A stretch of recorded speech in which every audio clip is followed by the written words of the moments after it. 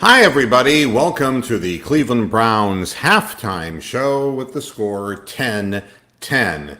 Did Freddie Kitchens just injure our quarterback for no reason? Is he coaching for the Steelers on the down low? I was going back and forth and I saw them basically walking Baker Mayfield away. And it always happens in this stadium. Even fucking Duck Devlin can throw the ball up in the air, and one Pittsburgh guy will wrestle the ball away from the Browns' double coverage. It doesn't really seem to matter very much what year it is, what the circumstance is.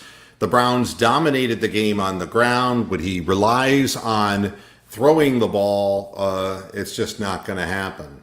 That's kind of what's going on.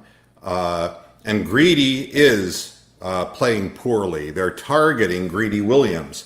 But these passes are zeppelins. They got nothing on them. And it's just the receiver having more desire, technique, and the secondary having no technique whatsoever. Why in the world is TJ Carey grabbing the receiver when there's two men covering him? I just don't understand. This says post-game show. Oops. Did I put this on the wrong thing? Uh-oh. I guess I fucked up. I did. I fucked up. I'm very sorry. That is really strange. I think I must have gotten it all messed up. So I'm sorry if they're not finding this. I better find out where this is,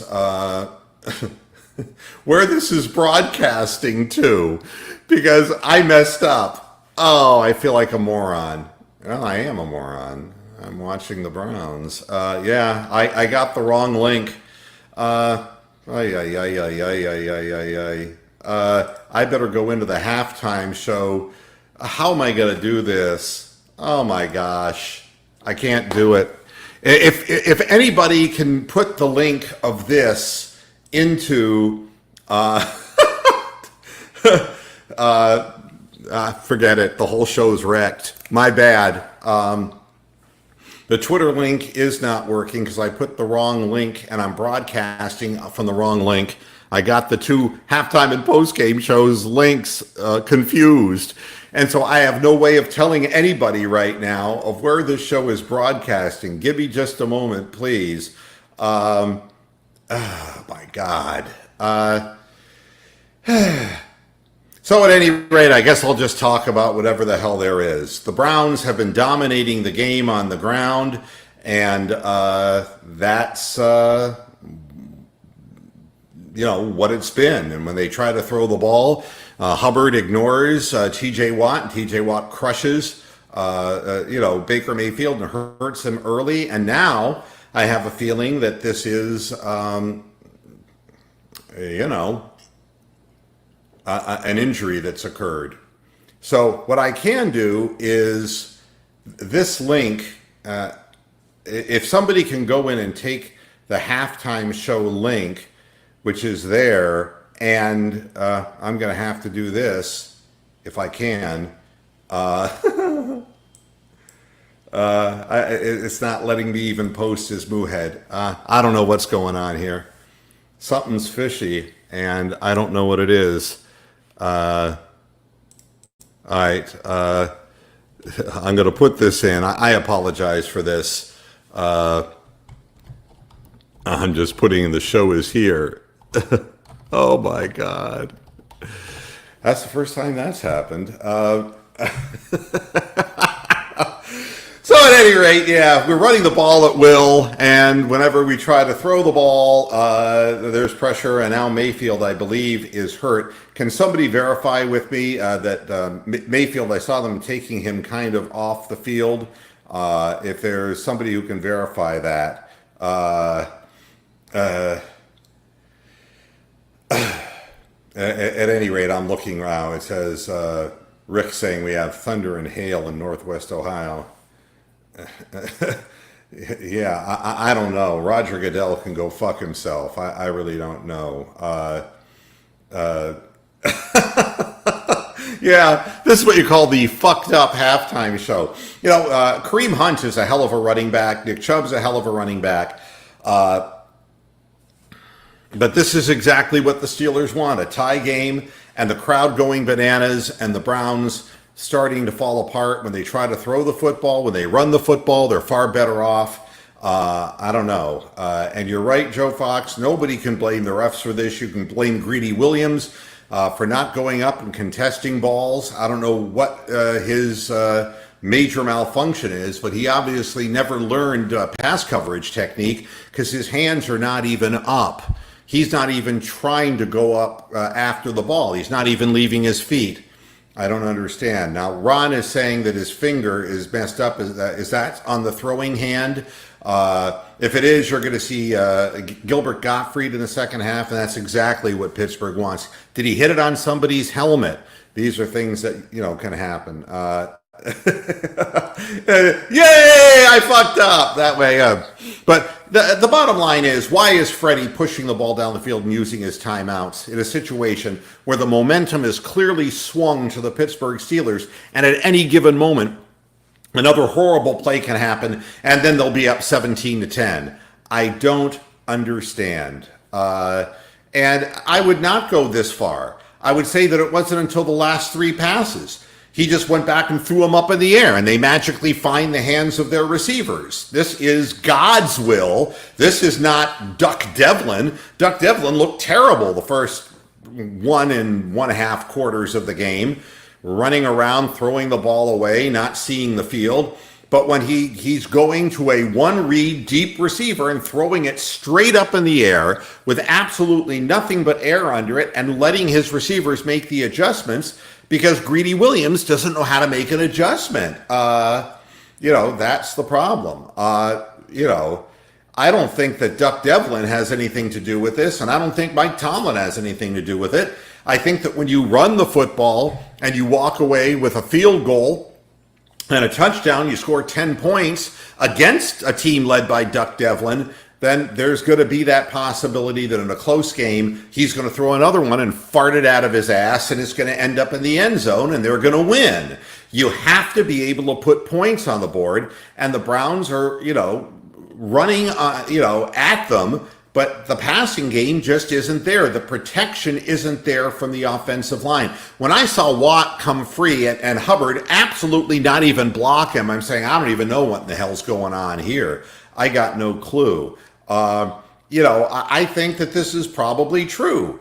He's finding 1-on-2 coverage, in essence, and completing the passes. So what's the problem with blitzing a quarterback who clearly doesn't look down the field very well and get secondary reads?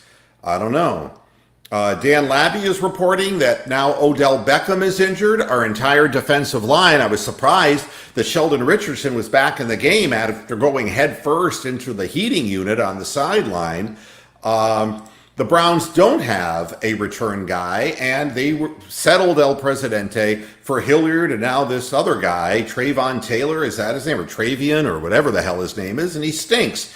They don't have any idea. First, they don't have good hands, and second of all, they don't have acceleration, especially Hilliard. No acceleration, The reason that they're able to do this, Bronk, is simple. It's because their defense holds the other team. And we have a head coach who, unfortunately, is not even bright enough to not wear a T-shirt and get himself photographed and give the other team, it's no wonder that Myles Garrett does what he does. And this whole narcissism thing, it starts with Freddie Kitchens. And Death Wish confirmed his team's death by wearing that T-shirt and getting photographed. He's got to be fucking retarded. I don't understand.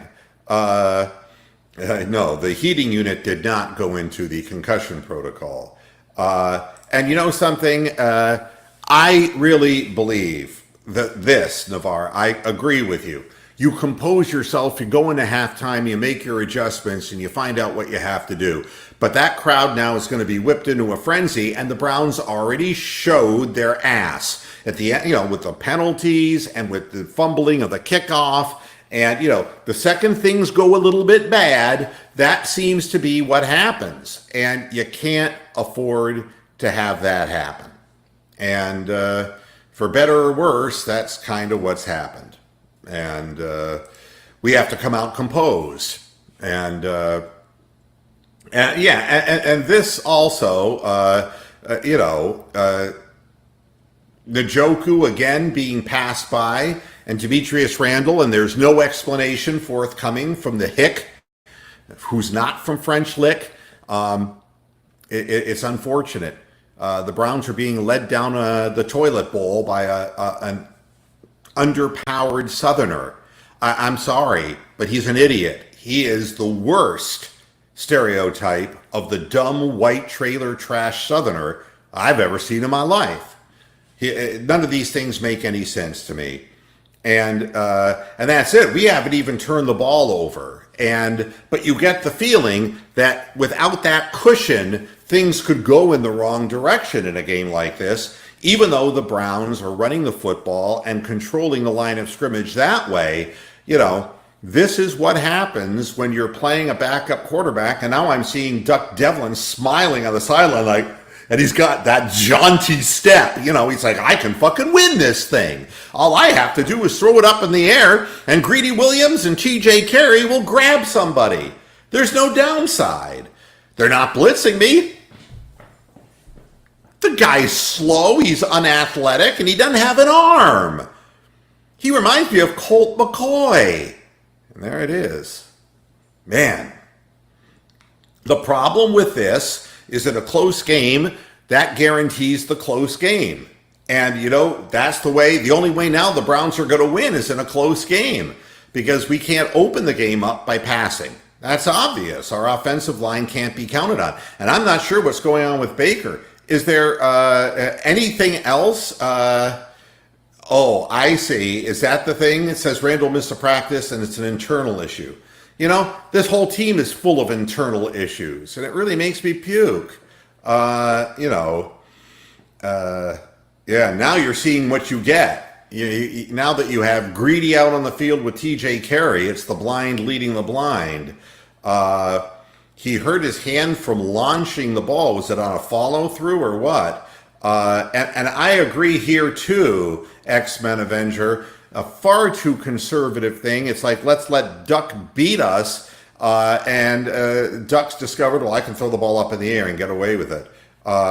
Greg is saying Baker is good to go. Let's hope that that's the case. He is warming up. His hand is taped. Thank you, Mr. Askew. Nice seeing you in the chat room.